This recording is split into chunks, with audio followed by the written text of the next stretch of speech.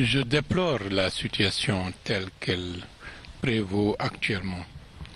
Et c'est la raison pour laquelle, lorsqu'on a été retenu dans la Commission nationale des assises, on s'est efforcé, dans le cadre des recommandations qui ont été prodiguées, à mettre en valeur des politiques qui sont susceptibles de permettre à ce que la vie politique dans notre pays se fasse sans violence, dans le respect des principes démocratiques.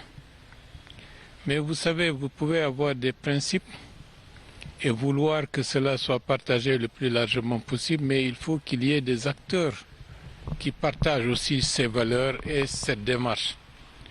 Et malheureusement, c'est ce qui fait défaut dans notre pays. La culture de la violence, la culture, disons, de la manifestation systématique, en dépit des risques que cela amène pour la sécurité nationale, pour la sécurité des citoyens, certains considèrent que cela n'a pas à être pris en considération. Ce qui importe, c'est leur propre revendication, leur propre façon de voir les choses. Et si tel n'est pas le cas, ils disent qu'ils vont descendre dans la rue. Et c'est ce qui est malheureux.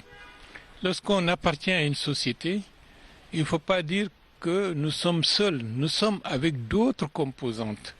Et c'est cette complicité qui amène que chacun doit faire attention à ne pas aller au-delà d'un seuil qui est susceptible de remettre en cause l'intérêt collectif.